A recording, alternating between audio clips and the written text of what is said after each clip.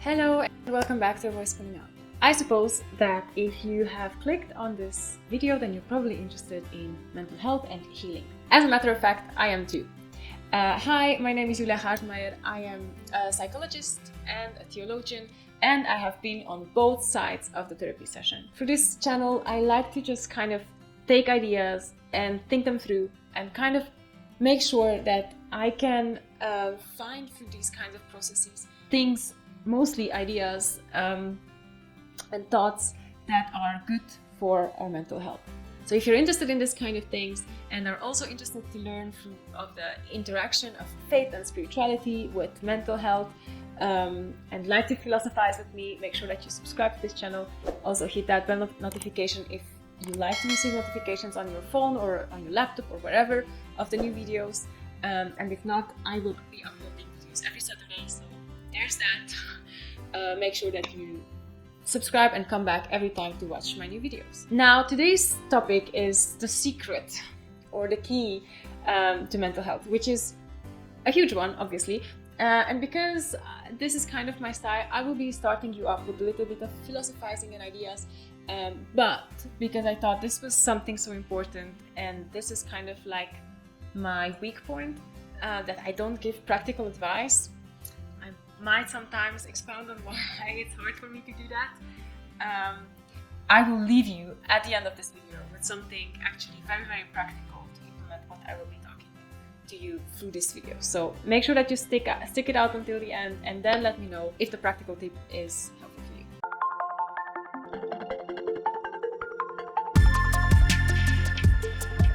So as I said, I have been on both sides of the therapy session, and for me, the turning point in my mental healing and my mental health journey was when my therapist confronted me with the idea that I am a free person.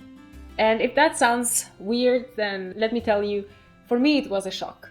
It was a shock that sometimes keeps resonating, even now keeps resonating in my head whenever I find myself caught up in ideas and dynamics in my head that I feel in the long run this is not helpful. But the way this played itself out for me, or the way I would put this into words today, is that I realized that I was free to believe whatever I wanted about reality. And I know that's... let's be less concrete, okay? The thing is, for me, I could believe that my anxieties and my beliefs about the present and the future were true and live according to them, or I could believe that they were something reflective of the way my mind works. And just this little switch really helped me, because I have been studying the way the mind works. I have been studying to understand that we don't come with a full set of personality already set in place when we come to this earth. We are predisposed to some things, but things that happen to us form our mind in a certain way.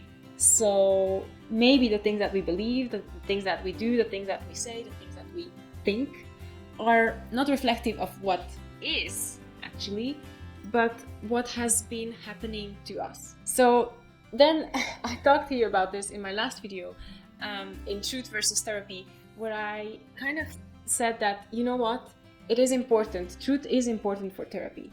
And you reacted to this, and this also kind of got me thinking a little bit more. And I got to a place where I asked myself, if truth is important, then how would I put into words, how would I formulate the truth that is important for mental healing? So this is what I will be trying to do today, hopefully with a little bit of success. We'll see about that. So here is where I got so far in my spiritual and mental journey. The key to mental health means believing in the truth. And to be just really provocative, I will say the secret to healing is believing in yourself. Which is, the two sentences are not exactly the same, but I think they point towards something that is in certain ways very, very similar.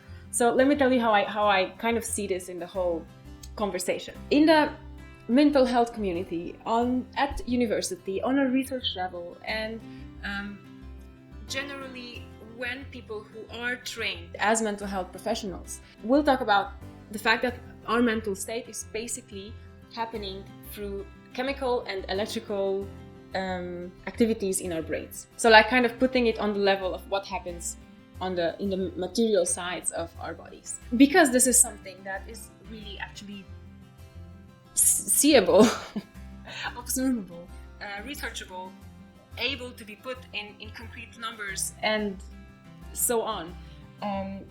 And we kind of got to a point where we realized that the problem is a chemical imbalance or electrical activities that shouldn't be there.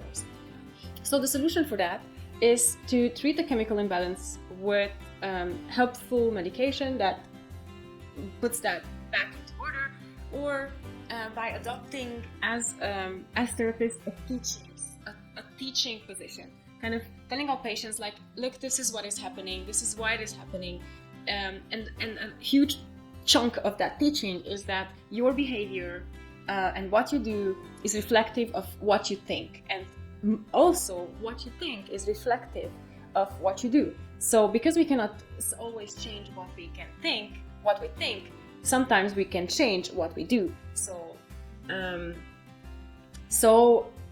as a therapist, will teach you, my patient, that in order to have less anxiety, you have to do relaxation. This and this and this and this is the technique to do that, and you have to do think new thoughts, and this and this and this is the technique to do that. There you go, I just explained to you what cognitive behavioral therapy is. Now, because I am this spiritual kind of person, I could never really get behind this idea. I felt like, this is so mechanistical, and I'm not a robot, I need something more. And then something that I really understood was that, and this is a belief of mine, I'm not claiming that anybody proved this, and I don't think you can prove this because it's a phenomenological thing,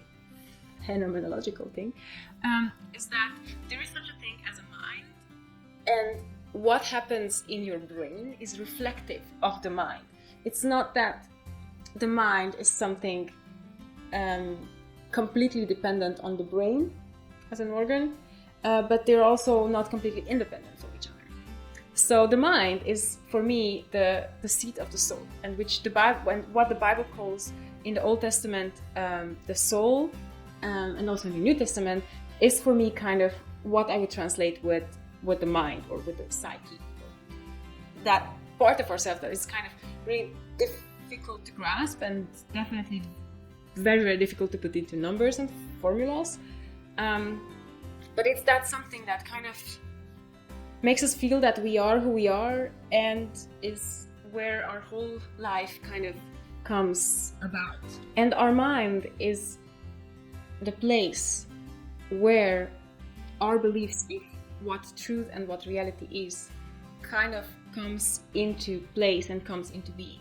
The mind is the thing that connects your body with an outside reality. And so the mind is the thing with which you decide if you want to accept a reality, a truth, or not. And this is what it meant for me when my therapist told me, you are free. You are not predetermined by the chemical imbalance in your brain at this moment. And you're also not predetermined of what your history was. You are free. So will you choose with that freedom to believe in a truth that will heal you? And here again, I could just repeat the same things that I put in my other video, but I don't want to do that. What I want to say is that was the moment when I realized that I am not so far away from the conclusion of the researches and of the CBT kind of therapy. I'm just coming to it from a different way. And that is because I realized that it won't help you to learn any kind of techniques and any kind of sit with a therapist, as if you would be sitting with a teacher and have them tell you this and this is happening, but that's not true, unless you open your mind up to really believe in the truth. And if you are really allowing yourself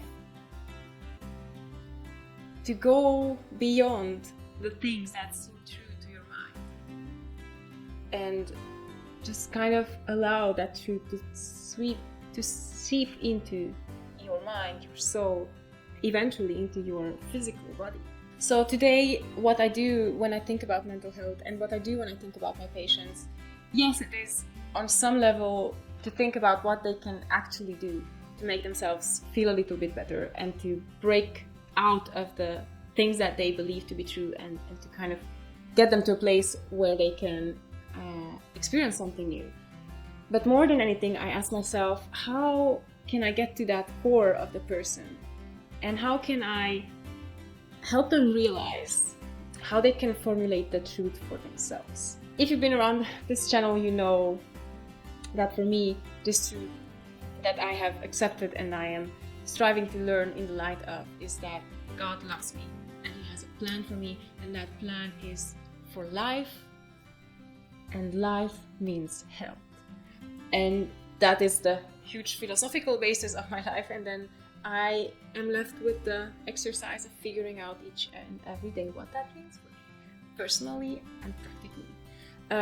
And I want to leave you also an exercise of how can you figure out how the truth looks like formulated in your own life. So take out your pen and paper. This is what I want you to do, to train yourself to believe more in the truth, and to eventually find your way of healing whatever it is that is symptomatically happening with you. So I want you to do this exercise Monday to Friday, every day, in the morning.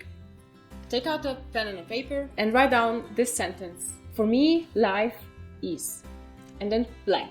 And then, as soon as you can, without thinking much, without allowing shame to come and tell you that's not true, and without rationalizing, write 6 to 10 endings to that sentence every day for 5 days, Monday to Friday. For me, life is blank. And really just don't think much. Let the whatever comes from right below that level of consciousness come, and if it sounds weird, then just let it go and don't read it back, and just stay there.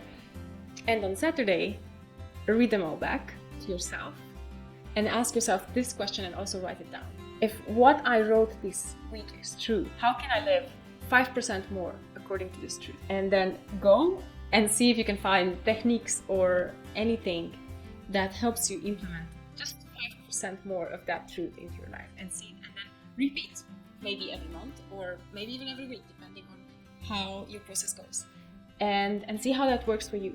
And this is actually an idea from the book 6 Pillars of Self-Esteem. So it's not my original idea, because I'm not really a practical person in that sense, but I found that this was like a really good kind of put together my whole idea segment with something practical that you can also use in your daily life. So I hope that helps you, and I hope that inspires you, and if it does, let me know in the comments, and if it doesn't, I am sorry, I don't know. And if you like this video, make sure that you leave me a thumbs up.